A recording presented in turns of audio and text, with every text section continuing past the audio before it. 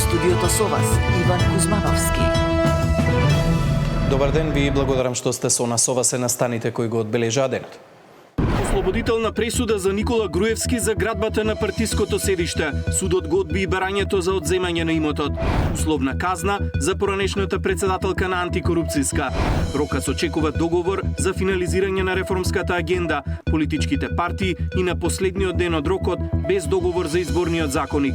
Милионски долгови и незаконски трошења утврдила државната ревизија во комунална хигиена. 60% од возниот парк не е во функција. Јавната чистота во Скопје е во ризик.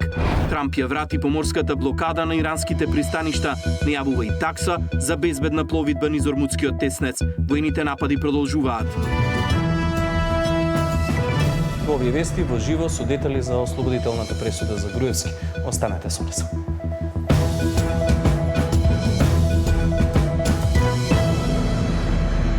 Кривичниот суд во Скопје на месец и половина пред застарување на делото изрече ослободителна пресуда за поранешниот премиер Никола Груевски во случајот за изградбата на партиското седиште.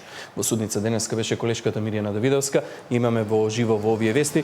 Миријана, како судот ја образложи денеска одлуката? Да, Иван, токму така пред да застари ова дело, во ова повторено судење за случајот Талир 2, во кое што обвинет беше поранешниот премиер Никола Груевски за изградба на партиското седиште на ВМРО ДПМН, судот одлучи да донесе, односно да изрече ослободителна пресуда, а ваквата пресуда вели дека е директен резултат на законските измени на кривичниот законник од 2023 година и како што рече и судиката, обвинителството не успеало да го прилагоди обвинението и да го докаже кривичното дело за кое што го товари обвинетиот Никола Груевски согласно овие законски измени. Исто така, судот одлучи да го одмрзне имотот на партијата, односно да не ја конфискува зградата на седиштето на ВМРО ДПМН. За целиот овој случај, односно предмет кој што траеше доста долго време, сите трошоци ќе паднат на товар на државниот буџет. Секако во судницата не беше присутен обвинетиот поранешен премиер Никола Груевски, тука беа неговите адвокати, како и обвинителот кој што го застапува овој предмет. Во продолжение предлагам да ги погледнеме сите детали, но и пораката која што ја испради судиката по изрекувањето на денешната пресуда. Судот изрече ослободителна пресуда за екс-премиерот Никола Груевски за предметот поврзан со изградба на партиската зграда на ВМРО ДПМН. Директна причина за ваквата одлука се измените од кривичниот законник од 2023-та. Според судиката Алексовска Стојановска, обвинителството не го прилагодило обвинението на новите законски одредби, туку останало на истите факти и докази кои по измените на законот веќе не биле доволни за да се утврди вина за делото пречекорување на службените овластувања. Судот појасни дека ослободителната пресуда не е резултат на поинаква оценка на доказите, туку е директна последица на примената на поблагиот закон за обвинетиот. Анализата и оценката на доказите, утврдените факти и заклучоците изведени од страна на судот останаа непроменети. Така што при постоење на истите докази, врз основа на кои судот претходно утврди дека е сторено предметното кривично дело со искористување на службената положба и овластување, цени дека при постоење на истите тие докази не се докаже надвор од разумно сомнение дека делото е сторено со друг вид на действија, односно со пречекорување на овластувањата и со неизвршување на службената должност. Пораката е следна. Ваквата ослободителна пресуда е исклучиво резултат на донесување на законот за изменување и дополнување на кривичниот законник во 2023 година, а како директна последица на кој што беше и укинувањето на првостепената пресуда во овој предмет, како што тоа го констатира и апелациониот суд Скопје во второстепената одлука во овој предмет. Судот одлучи трошоците за постапката да паднат на товар на државниот буџет, а се одбива и барањето за конфискација на партиското седиште на ВМРО ДПМН. Случајот Талир 2 се однесуваше на изградба на партиското седиште, каде според обвинението фирмата Бето незаконски ја изградила зградата во замена за државни тендери. Во првото судење во 2022-та Груевски беше неправосилно осуден на 6 години затвор. Сепак, по укинувањето на пресудата од апелации со измените на кривичниот законник застаре делото за вториот обвинет поранишниот владин генерален секретар Кирил Божиновски. Мирјана Давидовска, Сител телевизија. Судството под контрола на Мицковски го спасува Груевски и го одмрзнува имотот на ВМРО, реагира од СДСМ по изречената одлука на судот. По 8 години Белата палата, вредна 14 милиони евра, и останатиот партиски имот во вредност од 2 милиони евра се повторно во рацете на ВМРО. Така изгледа кога криминална организација на власт, таа се грижи само за себе и да ги спаси своите од одговорност. Правда нема, велат од Социјалдемократскиот сојуз. Груевски е осуден криминалец кој не ја издржува казната во Идризово, а Мицковски не бара негова екстрадиција, не ги испраќа документите кои со месеци патуваа од една до друга институција и никогаш не беа испратени. Намерно, Мицковски му овозможува на својот ментор Никола Груевски да ја избегне правдата за Талир 2, велат од Социјалдемократскиот сојуз. Условна казна денеска доби поранешната председателка на антикорупцијска, која беше обвинета за оддавање на службена тајна и податоци од ДКСК и фалсификување компјутерски сертификат. Обвинителството е задоволно, а одбраната најави жалба.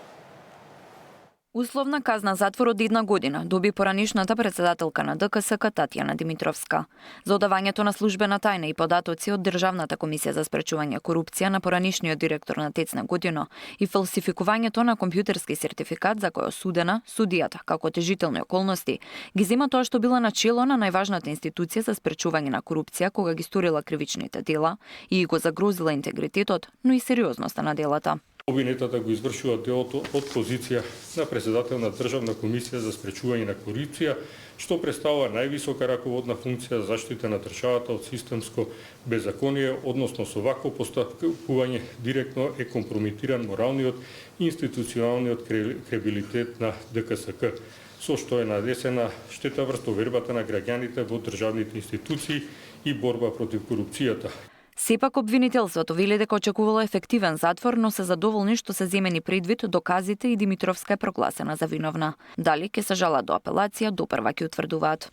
Ние денес слушнавме сериозни, отежнителни околности кои што судот ги зел предвид при донесување на ваквата одлука и определување на видот и висината на казна. Одбраната на Димитровска не е задоволна од условната казна. Со жалба до апелациониот суд ќе докажуваат дека е невина. Многумина ценат и сметат дека казната алтернативна мерка во овој случај е успех во оваа постапка, имајќи предвид позицијата на обвинетата и својството. Јас сметам дека не е остварено законско битие на кривичните дела кои се стават на товар. Миле Бошков, кој го полагаше безбедносниот сертификат во име на Татјана Димитровска, доби 6 месеци условна казна. Единствено од тројцата обвинети која доби ослободителна присуда беше Билјана Петровска-Мантева. Според судот, таа како вработена не одала службена тајна на директорот на ТЕЦ на Годино Небојша Стојановиќ како неповикано лице, бидејќи тој во временскиот период се уште раководел со институцијата. Тамара Дичевска, Сител телевизија. Форензичар на МВР потврди дека е пронајдена ДНК на судијата Ристов на алуминиумските фолии во кои биле завиткани 350.000 евра. На денешното судење јавното обвинителство презентираше и видео снимки од ПИМ мерки на кој се гледа како судијата се среќава со роднини на обвинети кои биле во притвор. На алуминиумската фолија во која беа пронајдени 350.000 евра има ДНК на апелацискиот судија Ѓоко Ристов, потврди денеска во судницата форензичар на МВР. Одбраната, но и самиот обвинет Ристов се обиде да го оспори резултатот со тврдење дека имало грешки во земањето на трагите и можната контаминација со други профили, но според форензичарите резултатот од анализата бил јасен, има целосно поклопување на примерокот со пронедените траги. Таквото тврдење на одбраната е просто паднато во вода уште откако изнесено, бидејќи нема никаква научна, стручна, логична подкрепа. На парите не се најдени отисоци. Алуминиумската трага која слушнавте, допрва ќе ги чуете вештаците на одбраната, е многу потежок материјал за сочувување на ДНК од парите. На денешното судење обвинителството презентираше и пораки од телефони одземени од затвореници, а во една од пораките има прашање дали неговиот предмет е кај ѓок. Во пораките се споменуваат и суми од 150.000 евра, како и гаранции понудени до судот за укинување на притвор. Се емитуваа и снимки направени со посебни истражни мерки на кои се гледа како судијата се среќава со роднини на лицата кои ги разменувале пораките. Во друг аудио разговор пак се споменуваат и Љупчо Пецов ѓаволот како и адвокатот Фехми Стафа, преку кој всушност беше откриен апелацискиот судија. Да се покаже на анатомија на поведение од страна на обвинетиот како судија на апелацискиот суд и начин на однесување во однос на предметите и постапките кои ги води. Директен подкуп не успеавме да докажеме во овој предмет. Меѓутоа, овие докази одат на линија на покажување на една коруптивна вкупност и поведение. Обвинителството до денешен ден не обезбеди ниту еден доказ за било каков коруптивен предмет каде што се земени пари. Судијата Ристов е обвинет за незаконско стекнување имот и перење пари, откако во домот на неговите родители беа откриени со зидани 350.000 евра. Зоран Јаневски, Сител телевизија.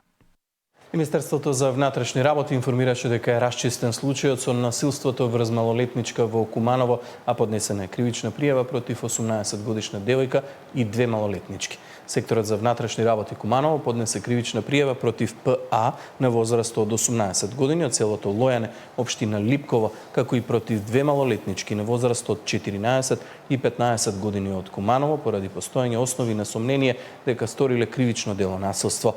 Пријавените на 13 март годинава, околу 18 часот, повикале 14 годишна девојче да излезе од незиниот дом, пошто ја убедиле да влезе во просторија во близина на спортскиот центар Соколана во Куманово. Таму најпрви ја навредувале, а потоа и физички ја нападнале, при што целиот настан го снимиле со мобилен телефон. По извршеното насилство, осомничените им се заканиле на малолетничката да не го пријавува настанот и да не зборува за снименото видео, заканувајќи им се дека во спротивно ќе им се случи нешто уште полошо, информираше Министерството за внатрешни работи. Рокас очекува договор за финализирање на реформската агенда, политичките партии и на последниот ден од рокот без договор за изборниот законник. Билионски долгови и незаконски трошења утврдила државната ревизија во комунална хигиена. 60% од возниот парк не е во функција. Јавната чистота во Скопје е во ризик.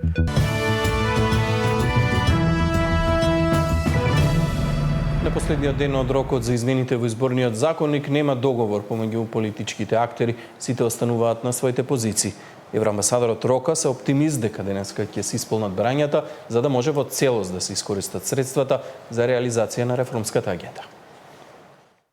На последниот ден до истекот на рокот за исполнување на реформската агенда, молкот собранието за донесување на изборниот законник. Политичките партии се подалеку од можен компромис.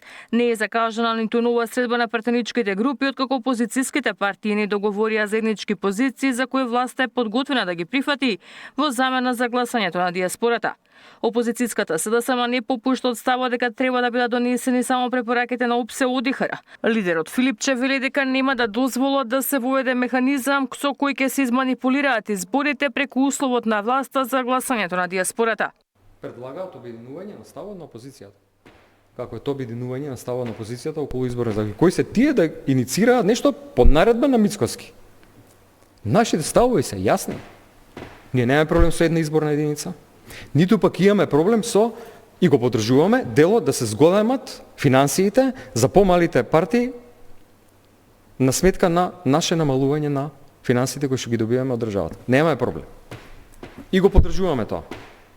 Не може да има член кој што дозволува поинаков начин на гласање на диаспората. Политичкиот театар на СДСМ, Левица и ДУИ не поминува, се докажа дека немаат намера да се договорат за нов изборен законник, обвинува владеачката ВМРО ДПМН. Едните демек повикаа опозицијата да седне и да разговара, а другите демек не ја прифатија понудата.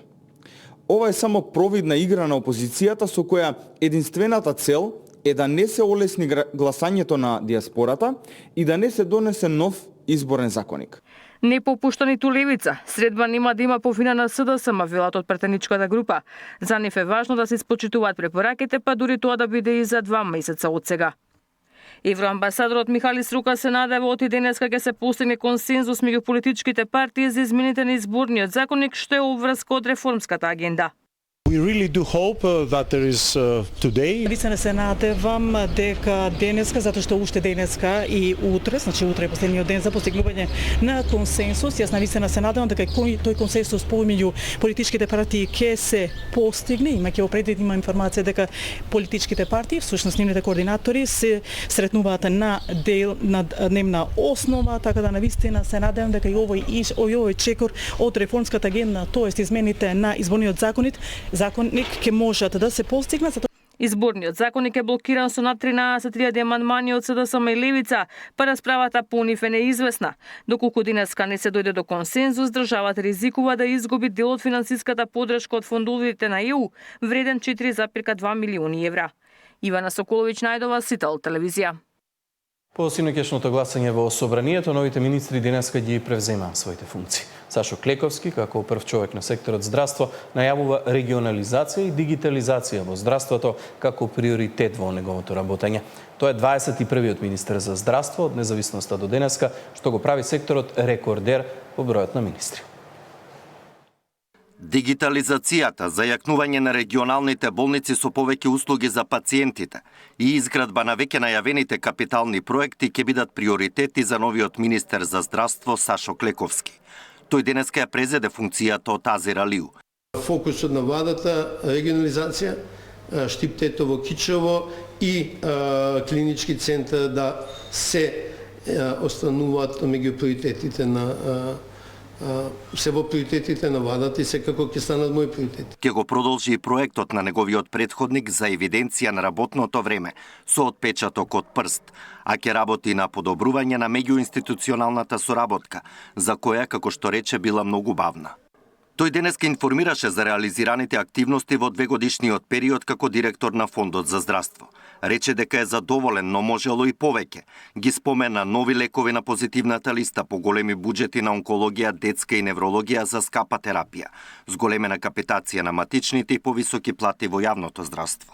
Во однос на владините проекти за кои сме преземале обврска, реализацијата ни е 54%. Оно што е во тек е рецепт, каде што финансирањето зависи од Министерството за здравство и обезбедување на здравствено осигурање за деца до 18 години кои немаат здравствено осигурање, односно да децата до 18 години имаат здравствено осигурање без разлика дали нивните родители се покриени со здравствено или не. Покрај Клековски, Собранието синоќа со 69 гласа за, без против и воздржани ги изгласа и другите 7 нови министри во владата предводена од Мицкоски. Нов министер за земјоделство, шумарство и водостопанство е Борче Серафимовски, кадар на знам, кој го наследи Цветан Трипуновски од ВМРО ДПМН. Министер за локална самоуправа ќе биде Иван Стоилковиќ, кој доаѓа на местото на Златко Перински, кој пак ќе биде нов директор на Фондот за здравствено осигурување. А Министерството за односи меѓу заедниците ќе го раководи Агон Ферати од Вреди. Неговиот сопартиец Јетон Шасивари денеска ја презеде функцијата министер во правда од Игор Филков. До вчерашните заменици во труд и социјала Ѓоко Велковски и Седат Сулејмани во култура станаа министри, а министер без ресор задолжен за интеграција на ромите ќе биде Ерџан Демир од ВМРО ДПМН. Александар Динев, Сител телевизија. Дали политичките партии ги заборавија независните? Какви се нивните барања за измени во изборниот законник? Има ли договор помеѓу власта и опозицијата? Во чија корист или на чија штета? Тема на денот со Билјана Ивановска од Шанса за Центар.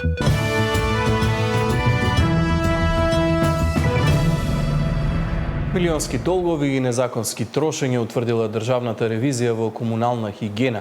60% од возниот парк не е во функција, а јавната чистота во Скопје е во ризик. Дека состојбата е лоша, потврдува и директорот на ова јавно предпријатие. Државна ревизија откри сериозни неправилности во работењето на комунална хигиена во 2024. Предпријатието имало големи финансиски проблеми, ангажирало стотици работници преку приватни агенции, исплаќало спорни прекувремени часови, а повеќе од половина од возилата не биле во функција. Според извештајот, во магазините се чуваат резервни делови вредни околу 102.000 евра, купени уште во 2009. Голем дел од нив се наменети за камиони што веќе не се користат, па постои можност никогаш да не бидат употребени. Околу 60% од возилата тогаш не биле во функција, односно во возна состојба биле само 76. Директорот Митковски вели дека при преземањето на функцијата лани затекнал уште полоша состојба на терен. Затекнавме некаде 16 возила со просечна старост од 13 години кои малтене секојдневно се расипува. Сега во моментов некаде имаме оспособено меѓу 50 и 60 возила. Митковски рече дека е завршена постапката за набавка на 40 различни возила преку Министерството за транспорт. Нивната испорака се очекува кон крајот на септември. Следниот месец пак треба да пристигнат 2 нови специјални камиони од 16 кубни метри, обезбедени со субвенција од градот. Набавени се и 3400 нови контејнери. Тоа е субвенција од градот. Првите количини, значи, треба веќе да пристигнат до крајот на месецов, 100 контејнери од тие треба да пристигнат, а останатите некаде рачунаме за месец дена, односно некаде таму крај на август месец би се комплетирале. Сите, да. Во текот на 2024 комунална потрошила околу 3 милиони евра за луѓе ангажирани преку приватни агенции за вработување. За плати и надоместоци истата година исплатила околу 10 милиони евра. Ревизорите утврдиле неправилности кај прекувремената работа. На ревизијата не и беа доставени докази дека евидентираните прекувремени часови навистина се остварени, ниту дека работните задачи се извршени. Дополнително на дел од вработените им биле издавани посебни овластувања за извршување работи од повисоки работни места, при што е извршена зголемена пресметка на плата, врз основа на прекувремена работа, која фактички не е остварена. За половина година на 36 административци им биле исплатени околу 11.200 евра за прекувремена работа, без известување до надлежниот државен инспектор на трудот. Комунална хигиена на крајот на 2024 имала вкупни долгови од околу 12 милиони евра. Најголемиот дел, околу 7 милиони евра, кон фирми добавувачи. Беа прекинати сите односи со сите добавувачи на резервни делови. Прекинати сите односи и контакти со сите сервиси, затоа што повеќе од 2 години воопшто не им биле измерувани обврските. И сите тие субјекти го имаат тужено предпријатието, нормално дека не сакаат повеќе да работат со партнери кои не си ги исполнуваат обврските. Ние успеавме да сето тоа го надминеме, значи да ги повториме сите тие контакти и врски. Ревизорите предупредуваат дека поради слабата наплата на сметките и големите долгови, предпријатието доцни со исплатите, плаќа камати и се соочува со ризик да нема доволно средства за нормално функционирање. Мартин Арсов, Сител телевизија. Протести против владењето на правото. Вака председателот на Уставниот суд Дарко Костадиновски го оцени револтот од укинувањето на одлуката за именување на улиците во Тетово. Костадиновски смета дека незаконска одлука би значило отворање на можност и сите останати општини да постапат по истиот пример. Протестите за предлозите за имињата во Тетово се протести против владењето на правото. Председателот на Уставниот суд Дарко Костадиновски вели дека доколку Уставен дал зелено светло за такво нешто, тогаш би се отворил патот за безредие во сите останати општини. Протести, не знам колку, повици на протести, ја ги нареков, тие протести се протести против владењето на правото. Зашто не ја гледаат суштината? 15 години имале можност да спроведат законската постапка. Замислете ако ние замижиме, да речеме условно кажано, политичка одлука. Што е политичка одлука? Да речеме ворете одлуката на општина Тетово. Па ние утре имаме 80 држави во државава.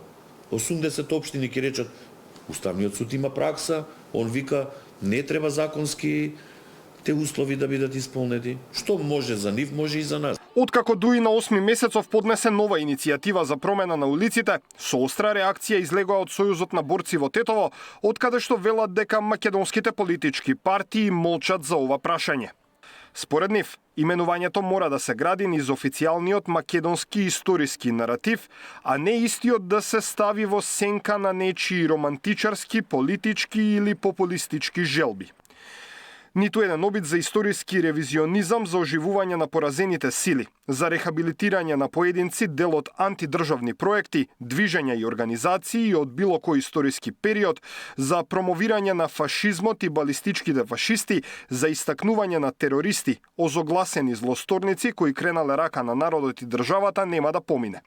Упатуваме порака до владата и до советниците во Советот на општина Тетово, да покажат достоинство и интегритет, да отфрлат секаков предлог кој само значи легализирање на големо албанскиот национализам, сепаратизам и бализам, велат од Сојузот на борци. Вчера членовите на ДУИ ја напуштија седницата на Советот откако не им беше прифатено барањето, прва точка на дневниот ред да биде преименувањето на улиците. Уставниот суд на 17 јуни со мнозинство гласови ја укина одлуката со која во 2007 година во Тетово беше спроведено преименување на повеќе улици, мостови и плоштади и други инфраструктурни проекти, токму по иницијатива од Сојузот на борци во Тетово. Во саботата ДУИ организираше и протест во Тетово пред општинската зграда токму против одлуката на Уставен, од каде што порачаа дека почнува иницијатива за заштита на Охридскиот рамковен договор. Даниел Василев, Сител телевизија. Од денеска официјално почнуваат да важат измените на Законот за безбедност на сообраќајот на патиштата, со кои се воведуваат построги правила за користење на електричните тротинети. Според новите законски решенија, електричен тротинет ќе смее да управува само лице кој има наполнето 18 години, наместо досегашната старосна граница од 14. На велосипедските патеки и ленти максималната дозволена брзина е 20 км на час, додека на тротоари, пешачки и мешани патеки останува ограничувањето од 6 км на час. Возачите на електрични тротинети при преминување преку коловоз или пешачки премин, доколку нема велосипедска патека или лента, ќе мора да се симнат од тротинетот и да го туркаат. Дополнително, со измените се забранува превезување на друго лице, а во случај на прекршување на ова правило ќе бидат казнети и возачот и патникот.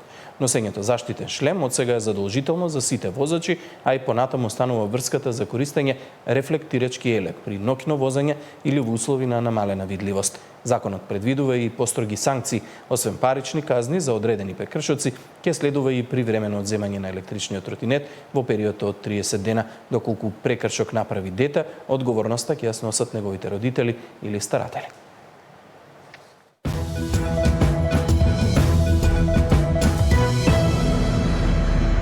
По продолжение